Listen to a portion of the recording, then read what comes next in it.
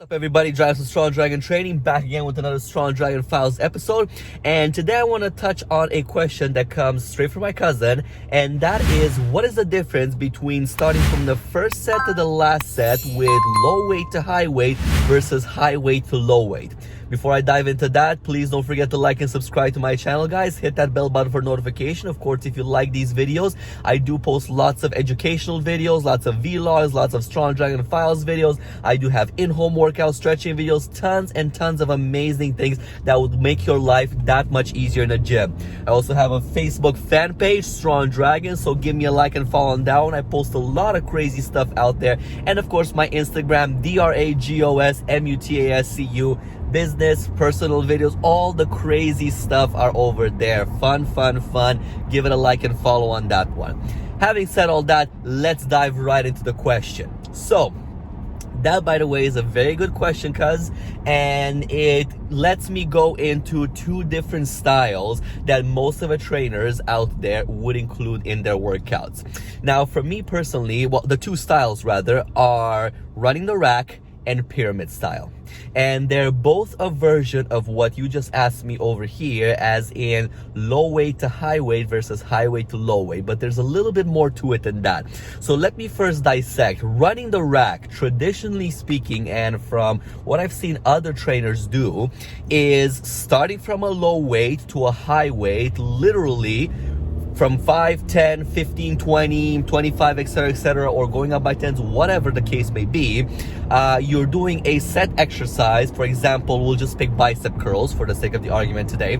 So you're doing bicep curls from 5 pounds up to 40 pounds. You've set your number to 10 or 15 repetitions and go boom, boom, boom, boom, boom, back to back, no rest. So AKA running the rack. The other one is the pyramid style of working out, which can encompass anything from increasing/decreasing the weight or increasing/decreasing the repetition for each set you do. Now, there's a little bit of controversy on that one, and some trainers do it one way. I specifically do it when I specifically say running the rack, I don't give the person a chance to rest in between the sets. For example, going back to the bicep curls example, if I start them, let's say they're okay to do bicep curls up to 50 pounds. So I start them off, let's say at 20 pounds, and I go set reps 15, done. 20, 25, 30, 35, 40, 45, 50. I push them in all the way to 15 every single set, and I don't give them a chance to rest in between. Now, of course, they push as hard as they can to try and reach that 15 number without putting the weights down while you're in mid-set.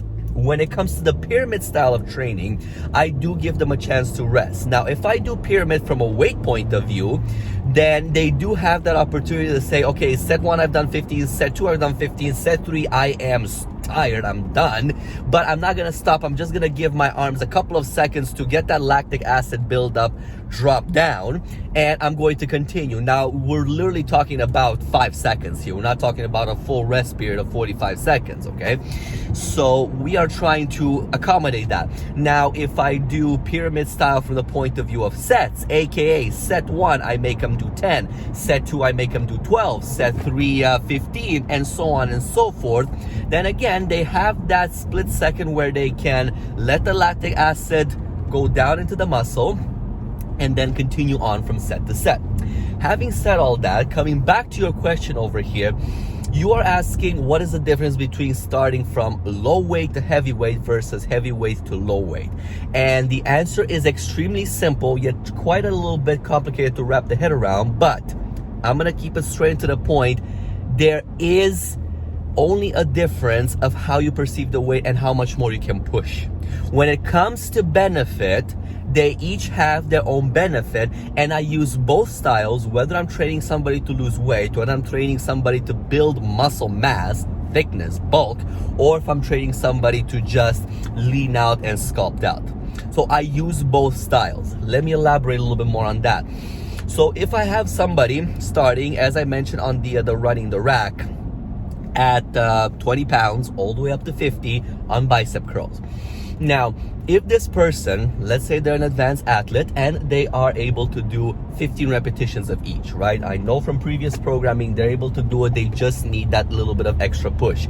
And this is going to be the push. Here's how I'm going to do it. I'm going to tell them, you need to give me minimum of 12 repetitions, maximum of 15. Each and every set. You are not allowed to rest in between each set, and you got to keep on going. If you have to stop mid-set, you just have to keep your dumbbells by your side. Don't necessarily have to lift them, get a couple of seconds of breath coming, but you cannot put the dumbbells down until the set is done. You follow what I'm doing here? So they start at 20, they bang out 15. Set number 2, 25. They get to 15 again. Set number 3, 30. Well, now it's getting a little bit harder because you're going from lightweight to heavyweight. And now I'm kind of tackling into the subject as well that, think of it this way, just logically speaking, you're going from a lightweight doing a lot of repetitions to a heavier weight doing a lot of repetitions. So your body is tired from the 25 pounds, but now you're asking it to do 15 reps at 30 pounds. So it's going to be a little bit more of a difficulty there to do these repetitions because the lactic acid buildup in the muscle. Now you're done with 30, but wait, hold up, we're not done. We're going to 35 now, and then 40. So it is a lot more challenging than if you were to go 40, then 35, then 30, then 25. Follow? So it gets lighter through the weight in the opposite way when you're going from heavy to light. So you have a better chance of hitting your high repetitions than when you go upwards in weight. Now again, they are both beneficial, and based on how I know that my athlete is and where I am in the workout, what we're training that day, is our point in the programming, all of these different things make a count of which way I'm going to go in the pyramid or in running the rack. Okay, so they're both beneficial, they're both great. Now let me just quickly tackle in, just in case you're looking to build muscle, build bulk. So I still push in the person to do now heavier weight. Same idea. You have, let's say, 5 sets. You are starting at 30 pounds, and we are going to go all the way up, depending by 10s, by 5s, whatever, until we hit those 5 sets. Every single time we got to increase. But now think about it this way. You're asking the person to lift a lot more weight. You are tearing up more of the fiber in the muscle. So you got to be really careful because you're trying to bulk. If you're pushing the person to 15 repetitions, now you're hitting in the other spectrum. So you want the person to bulk, you need to lower the repetitions, but also give them a little bit more of a breathing time in between the sets. Do be careful though, because you don't want a power lifter type of rest for half an hour in between each set. You want to be able to give them just enough time to give them a fighting chance on the next set. So for a bodybuilder, I would say set number 1 all the way to set number 5, you have to hit maximum of 10 repetitions. Now, if on set number 3, you can't go more than, 7 repetitions, let's say, that's still fine. But you've pushed your way to the limit and now the muscle is just dead. The bicep is ready to tear off and run away from your arm, and you're just done. You put them down, you give them a couple of seconds, now you're getting a heavier weight. And again, you're screaming, grunting, ripping even more fibers to try and get now a heavy weight close to 50 or to 10 rather repetitions in this case. So it's a little bit different, and you have to be very careful how you manipulate the weights, the reps, and the rest time in between exercises, especially when you're dealing with bodybuilders versus when you're dealing with toning, sculpting, and just lean athletes. Okay, so as a little bit of a recap, both ways are good. Lightweight to heavyweight versus heavyweight to lightweight. There is no real set to say, oh yeah, A is just for this type of training, B is just for this type of training. They are both amazing, and what I would recommend is going, if you train arms once a week, for example, the first week you only go light to heavy. So all the exercise that you do, you go light to heavyweight, right? In running the rack or pyramid style. Next week you do heavy to light. The third week after that, you make a combo. So this takes me back to another Strong Dragon Files video where I was talking to you guys about periodizing and shocking the body. You got to shock the body with every single workout. You can't do the same thing over and over and over again because you're not going to get the results and you're going to get frustrated very, very quickly. So keep on throwing new things to your body. That's not said that every single day or every single arm workout you need to do different exercise. You can keep the exact same exercise as they were from week 1 to week 2, but you're changing the styles of training just slightly, right? Even if you don't change it, first week and second week they're exactly the same. Third week now you're throwing a little bit of a curveball. Fourth week you're keeping that curveball there. Fifth week you're taking the curveball away. That is why it takes a little bit of time to build and sculpt the body and reach a certain goal. You can't just have it, the next day I want the results.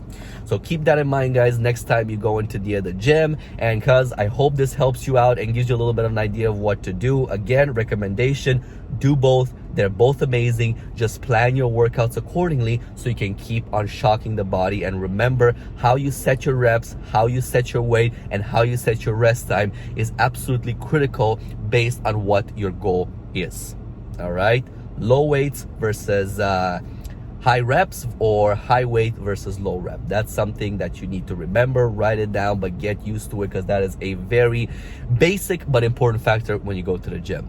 So I hope this video helps you guys and you cuz, and if you liked it, again, please hit like and subscribe. Please follow on my Facebook fan page. Again, I'm going to be posting lots more video, and I'm going to try to keep on staying up. And if you guys have more specific questions about any kind of style, any kind of questions whatsoever in the gym or in the kitchen from a nutritional point of view, send them out to me. Drop a comment in the box below. Let me know. I'd be more than happy to tackle them in one of these Strong Dragon Files video and go a little bit in depth on it and give you guys at least an idea of where the right path could be. You have more specific questions, don't want to put them to be put in a vlog, not a problem whatsoever.